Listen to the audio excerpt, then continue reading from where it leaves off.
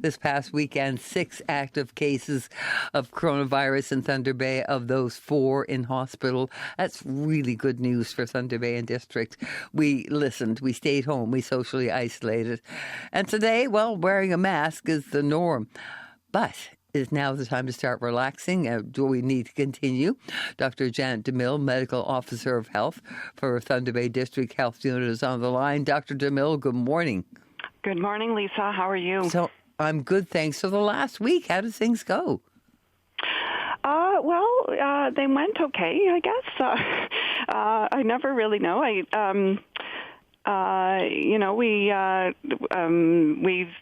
guess I should say I'm aware that we have one new case or one new positive result that we will be reporting today. This came in yesterday.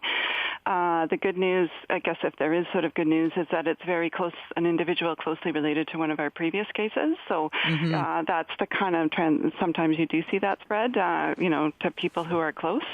So we're still actively kind of following up on this, obviously, and we'll gather more information to kind of fully inform the situation. But yes, that was, as far as I'm aware right now, the only case, the only new positive result.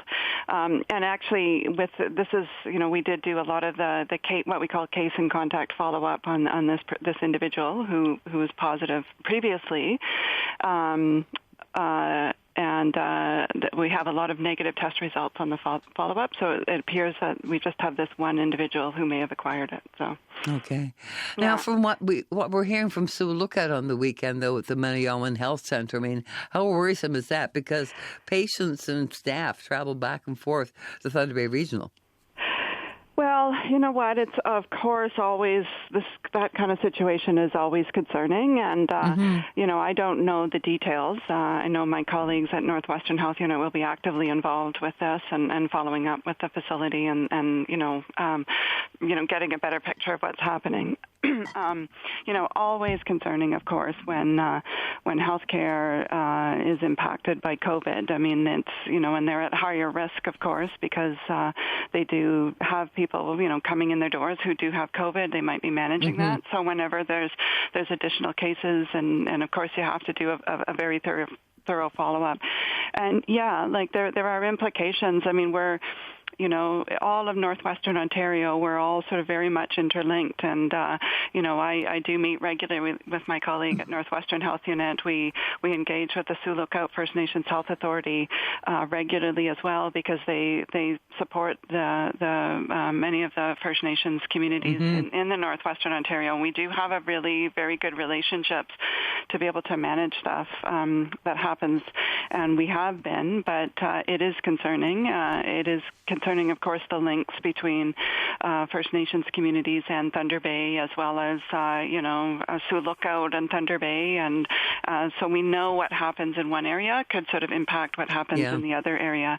But, and I think, we have to, an investigation needs to be done, of course, and then we will be involved if there's any link to Thunder Bay or to any of the communities in this area. So we'll be following up. So now, one of the big events of last week in terms of slow reopening, patio dining for a lot of the restaurants here in town. Did you work with them to figure out this physical distancing thing, and any comments from them? You know what? We do work a lot with businesses, so it's largely the public health inspectors, and we do food safety, food premise inspections. Those restaurant inspections are a big part of our regular mandate, as well as even personal services setting. Hairdressers and things like that. I mean, we inspect those as well. So every food premise, restaurant, or personal service setting has an inspector who's assigned to them.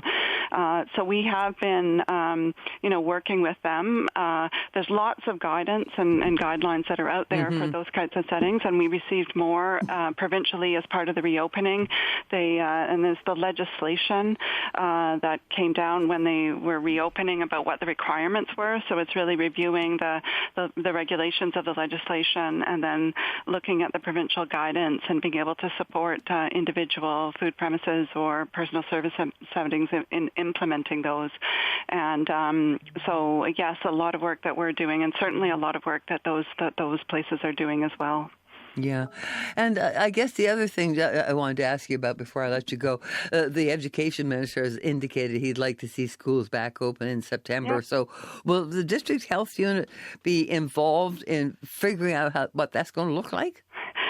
So we have worked a lot already with schools and daycares. We have a schools team and a manager for school health, and we have been connected with them throughout this time as they've navigated sort of the implications of the pandemic. And so we were aware that we were going to receive this guidance, and of course I think it just came out on Friday, so I think we're still reviewing it.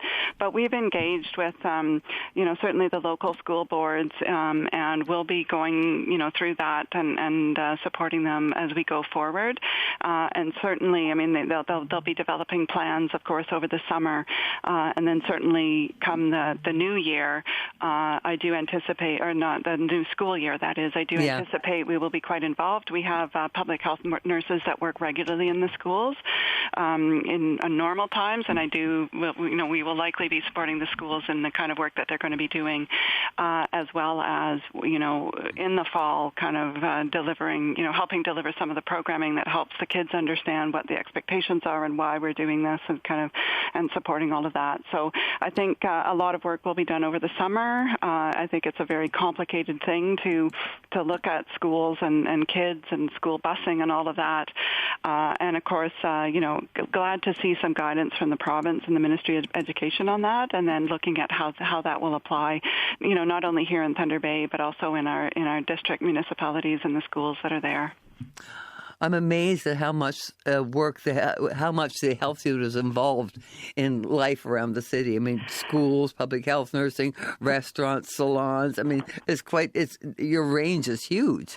Yeah, well, I mean, we've got, most of our staff are all dedicated to the COVID or doing some part of that. And, it's good. I have a lot of knowledgeable people here and people with a lot of connections that really help move this forward.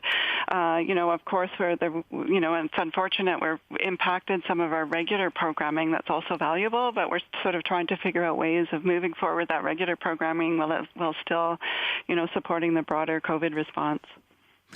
Dr. DeMille, thank you so much for joining us. Thank you, Lisa. Nice to talk to you. Nice to talk to you again as well. You too.